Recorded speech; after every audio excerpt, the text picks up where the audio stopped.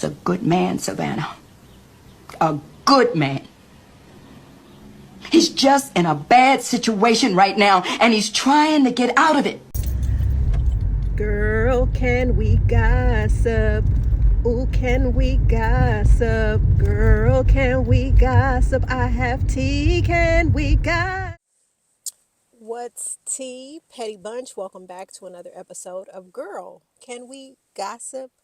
With the Petty One. Yes, we're back for another Gossip Girly Car Chronicle. Now let's get into it now. You guys know the other day I was talking about Funky Dineva and how he had a message for Tasha K. And Funky basically said on site, Tasha K, when I see you, I'm slapping the shit out of you. And then after I'm done doing that, I'm coming for Sheck. Those was fighting words. Again, like I said, I don't condone a man, black man at that, trying to come after a black woman and promoting like physical violence. I thought it was just tacky. Funky, you work best when you drag your ops for filth. And you did just that. Dragging Tasha K across the hot coals along with Michelle Atlien Brown's funky, fishy behind. Your words, not mine. Even though you talked, you went to the pits of hell with that read. Like I said, I'm still over here like, God dang. I'm still over here reeling from what you said. But nevertheless, y'all already know it is what it is. When someone does a diss track or makes a diss video, you already know the op in question has about 24 to 48 hours to respond to. It wasn't long before Michelle Atlien Brown hopped her tail on YouTube. And to me, again, I'm not choosing sides. I'm just here for all the ranting, the raving, the messiness. It seems like Michelle has never gotten over the fact that she was friends with Funky. And I'm going to say, by looking at pictures of them, they spent a lot of time together. And I really believe they had a genuine friendship at the time. So she felt, like being a friend. And at the time, her friend, who she alleges was experiencing substance abuse issues, he had nowhere else to go. She extended the olive branch and said, hey, I'm going to let you stay in my place. You pay me rent, XYZ, ABC. As a result, we already saw the video that Michelle had posted. Now, this is 10 years ago. She posted this on Periscope. And she went through every crevice of that house. And yeah, Funky dogged the shit out of her place. Okay, he dogged the SHI out of her place. There was feces, just all types of just triflingness, you name it. When you think about it,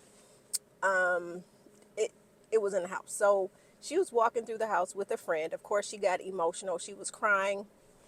I mean, wouldn't you? Your feelings are hurt. You were kind enough to allow a friend to come move into your space, and you're thinking, hey, this is my space. This is how I feel about my space.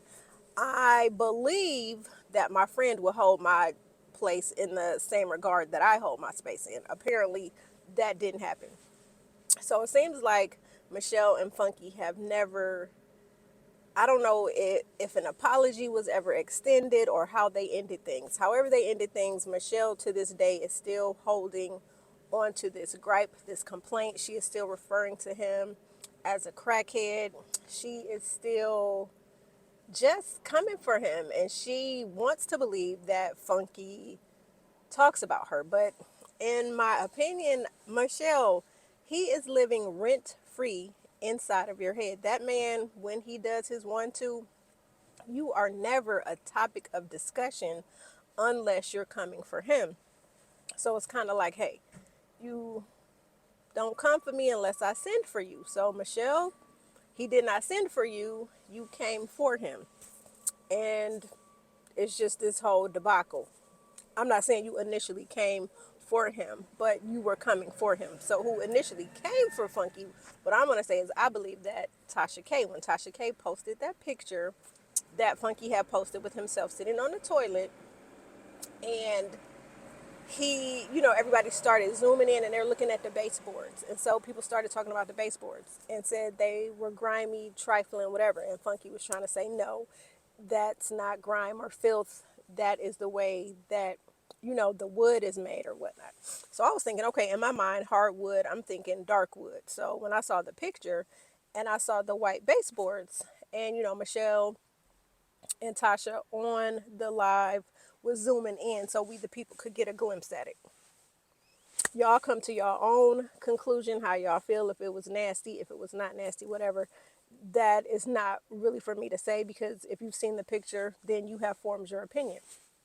But what I will say is that I believe that when Tasha posted that picture or had her production team, her team, post the picture, that when Funky saw that, that triggered him and that took him back to Michelle, Atlien, just putting him out there. And maybe she put him out there because she wanted to end him.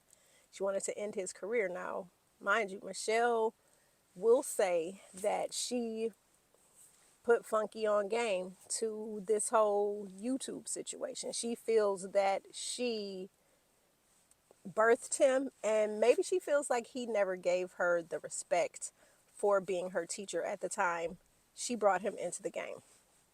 Either way, she was going live and she was basically, well, how did I get into it? How did I get pulled into the conversation? And then, I think she was really hurt because he talked about her feminine hygiene, just a mess. So she touched on that a little bit, trying to act like she wasn't phased, but you could tell. Like, I'm sorry, I replayed the live and damn, I was embarrassed for her. Like, wow, like he came for you so much so that you're actually bringing it up in a conversation. Now, while she was doing the live, of course, she had, people call in, say what they wanted to say. Of course, one of the people calling in wanting to say something was Tasha K. Y'all already know. When Tasha K goes live and she talks about an op, her sole purpose is to make her said op look like they are mentally unstable, to make it look like she's the sane one, that the the beef and the pressure between them is something that they have made up in their minds, that she didn't have anything to do with it. So we already know Funky revealed that Tasha, he feels, has been playing in her face for the longest time. Now they run in the same friend group, and he says are they were friendly adjacent but not really friends. Tasha K is painting another picture. She's saying that they are friends because of the company, that they keep. So they're always in each other's space and face. So she was saying that she thinks Funky is mad at her because she is cool with Michelle and that she is also cool with Flame Monroe. Now, you guys remember, Funky got mad with Tasha when Tasha had Flame Monroe on her show. He and Flame and Funky ended up having this conversation. And so basically it was a ploy where Tasha was really trying to launch her app. But then she was trying to say that she was trying to play mediator between the two, having, this smoke and this beef and this pressure. And that wasn't the case. And so Funky went off on her then. Funky even went live again talking about that situation and how basically Tasha was trying to use him to push people over to her app.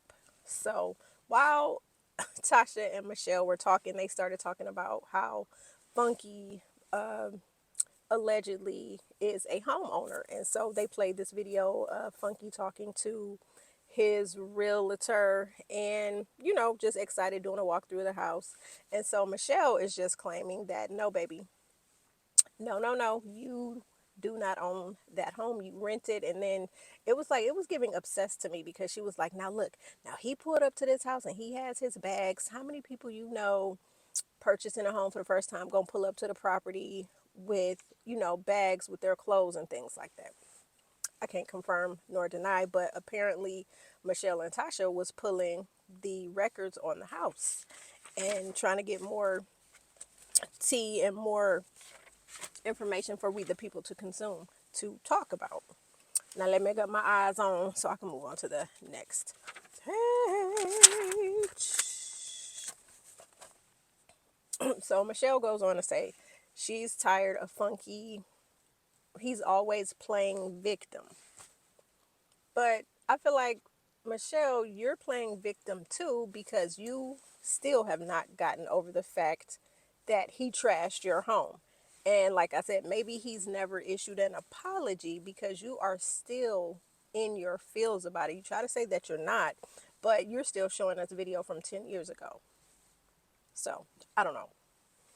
You guys argue about it in the comments below. Let me know how you feel about that. Do you guys feel like Michelle is still harping on something that happened 10 years ago? Do you think she's obsessed with Funky? Because I'm feeling like it's giving Funky's living in your head rent free. And you cannot and will not move past it. And, you know, do other content that's not Funky, because whenever I digress.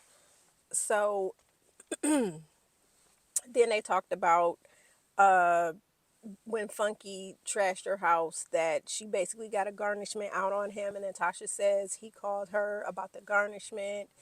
And, you know, and to me, Tasha and Michelle were giving two cackling hens talking about bonding over an op that they both cannot stand.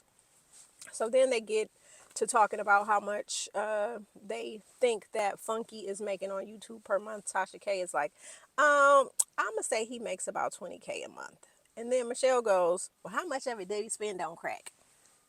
So again, I feel like in the days to come, Funky is going to come back with some more heat and some more fire and some more vitriol for both of y'all. So, I mean, for me, you know, they're talking about, can he afford to furnish the home and this, that, and that, this.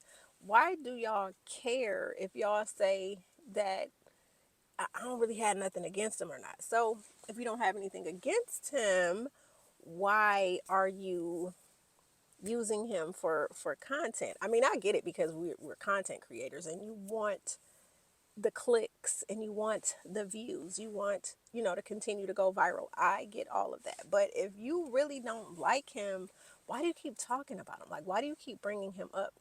That gives obsessed to me when I see people not liking a person, but they're staying absorbed. And so, Petty Bunch, comment below. Let me know how you feel about it. Do you feel that Michelle is still harping on a situation that happened 10 years ago and that she needs to let it go and heal? Or do you think she has every right to talk about that situation because she's still pissed about it?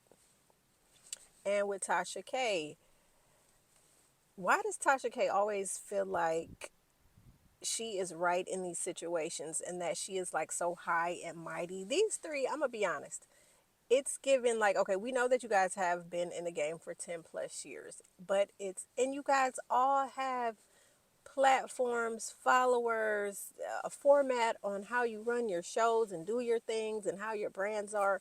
But it's giving to me, I want you to do well, but not better than me. I don't know. It's giving like, it's the rivalry to me. It's like, it's really crazy. And Funky, I really think you need to keep your hands to yourself.